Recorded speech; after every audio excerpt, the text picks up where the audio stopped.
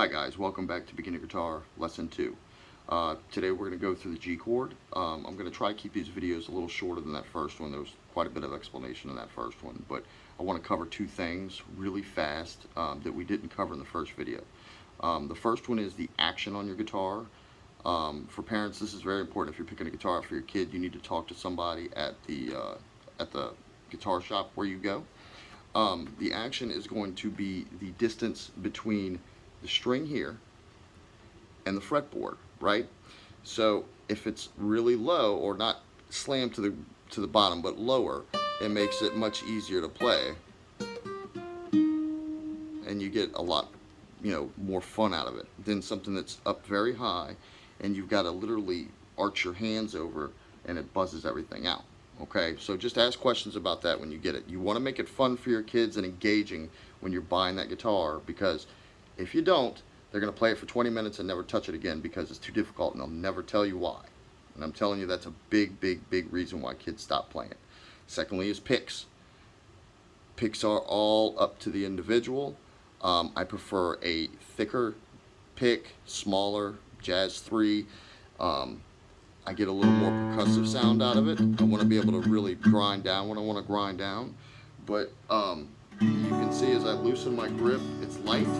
And as I tighten my grip, it's much louder, right? And I don't get a lot of bend in it, and that's what I like. When you're picking, you want to make sure you're picking with your hands up and down and using your wrist, right? And I'm exaggerating this a little bit, but that's the motion that we want to use, okay? Secondly, the next pick is going to be a little thinner, all right? And you see, it's kind of flimsy, but again, this is all personal preference stuff. I have another one that I can almost bend in half, it's so thin. And then I have one that's made of bone. Now the bone gives you an entirely different tone versus the one that I normally use, right?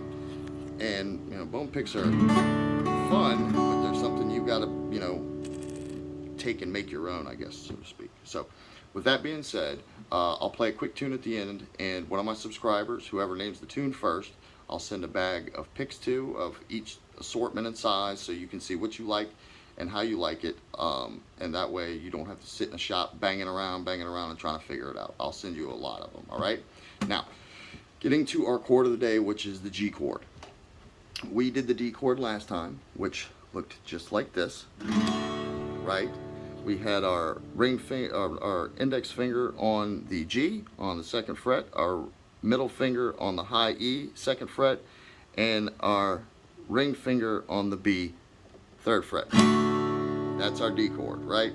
So we've been practicing that 3 strums and off. Now we're going to move to the G. The G is going to have some movement to it, and we're going to practice the movement first, okay? Now once we get the movement down, then we'll drop our 3rd note in, right? So our movement is going to be 3 strums, and then we're going to remove our hand. We're going to take our ring finger, put on the 3rd fret of the high E here, and then we're going to move our middle finger up to the low E, which is the G note, and strum. All right, this finger is actually going to go on as well, which will create what I call the little G. But for right now, don't worry about this finger, worry about the movements. So we're going to do 1, 2, 3, off, finger down, 1, 2, 3, off, and then we're going to do it back to that position again, 1, 2, 3, and then back to the D. Start slow, move slow, work slow. You will build the speed up, you will build the muscle memory, and then you'll just have to go here and you'll drop that finger and it'll naturally want to fall right there, and then you've got that G. Now why I call that the small G is because the variation to that is if I take this finger and move it up 1 string here and put my pinky down there, I don't know if you can see that really well, but that's what it looks like, and strum it, whoops, there you go. That makes the G as well, but it's got a little more tonal sound to it, and that's why I call it the big G, okay? That's not really an industry term, it's just what I call it. So keep practicing those just the way I showed you, and you'll get that G down. Now, for the tune at the end to get the picks, here it comes. Ready? Let's see if you guys can guess it. And it's going to use 2 chords that we've already learned. D, G.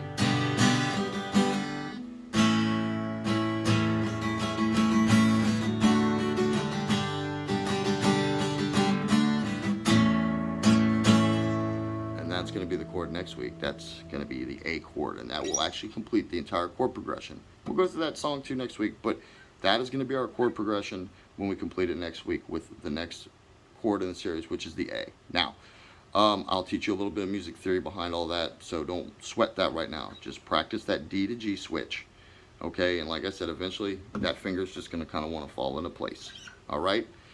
Thanks, guys. Remember to like, subscribe, and any questions, shoot them to me. I will get back to all of you. I will answer anything you have to ask, and if I can't, we'll figure it out together. Remember, this is us. We're a community, and we're going to do this all together. Thanks a lot, and I'll see you soon.